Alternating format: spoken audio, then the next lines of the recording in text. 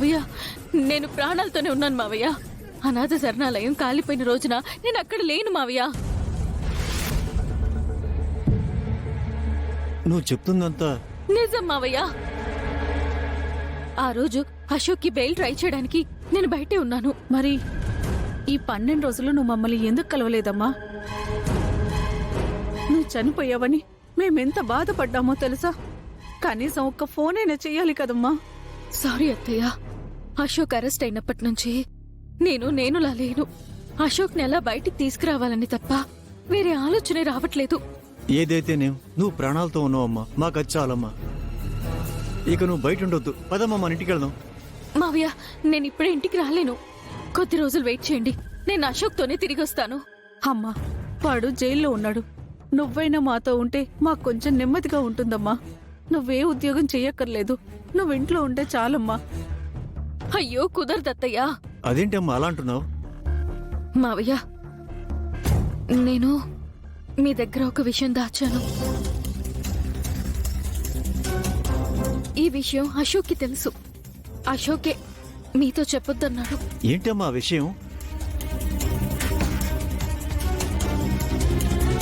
నేను సీఎం సూర్యప్రతాప్ గారి కూతురుగా నటిస్తూ వాళ్ళ ఇంట్లో ఉంటున్నాను.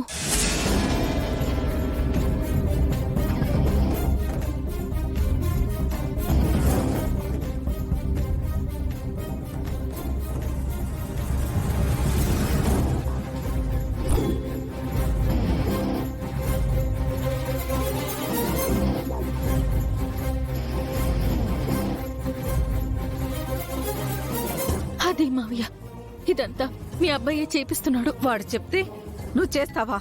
ఏదేమైనా మీరిద్దరు చేస్తుంది చాలా పెద్ద తప్పు.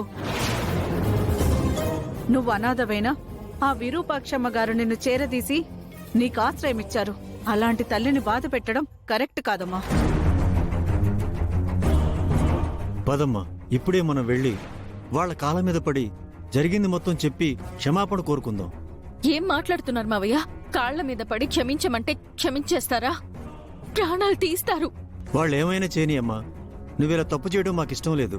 నీకు భయంగా ఉంటే చెప్పు, నేను వెళ్ళి క్షమాపణ అడుగుతాను. అయ్యో వద్దు మావయ్య, ఇంకొద్ది రోజులు వెయిట్ చేస్తే నేను వెళ్ళిన పని అయిపోతుంది. అప్పుడు మనందరం ఇంకా హ్యాపీగా ఉండొచ్చు. నువ్వు తప్పు చేసినందుకే అశోక్ జైలు పాలయ్యాడమ్మా.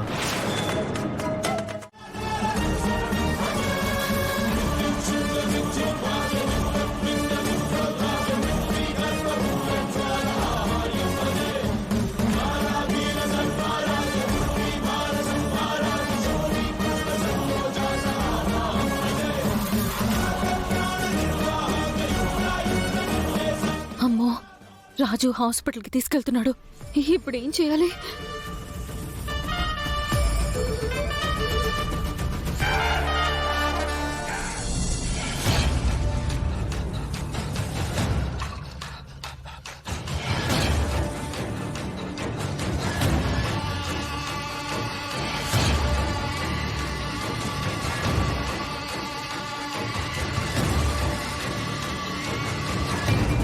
కోమలి, ఏమైంది కోమలి? ఎందుకలా భయపడుతున్నావు?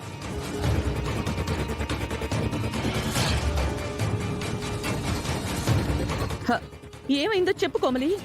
మీ మావయ్య వాళ్ళని కలిసావా? కలిశాను.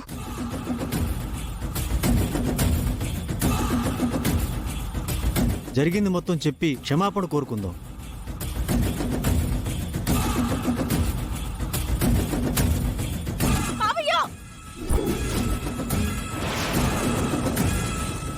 అలా మావయ్య గాయపడ్డారు. ఇదంతా రాజు రూప చూసేశారు. అక్కడికి వాళ్ళెందుకు వచ్చారు? ఇప్పుడు ఆలోచించాల్సింది రాజు రూప అక్కడికి ఎందుకు వచ్చారని కాదు, రాజు రూపలు ఏం చెప్తారని. అవును, ఏం చెప్తారు? వాళ్ళు నోరు తెరిచి ఏం చెప్పినా సరే మనం రిస్క్లో పడతాం కోమలి. వాళ్ళు నోళ్లు తెరవకుండా చేయాలి. అంటే ఇప్పుడు వాళ్ళు ఎక్కడున్నారో కనుక్కోవాలి.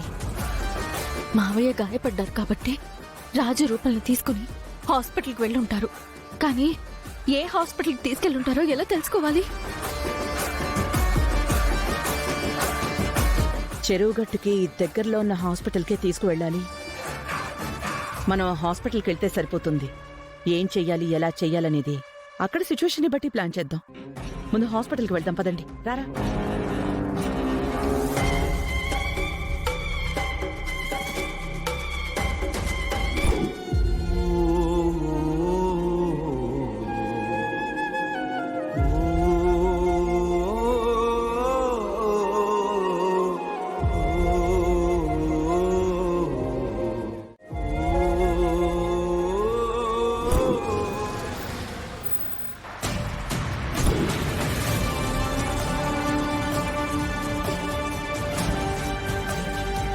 మమ్మీ, ఆ చెరువు గట్టుకి దగ్గరగా ఉన్న హాస్పిటల్ ఇదే మమ్మీ.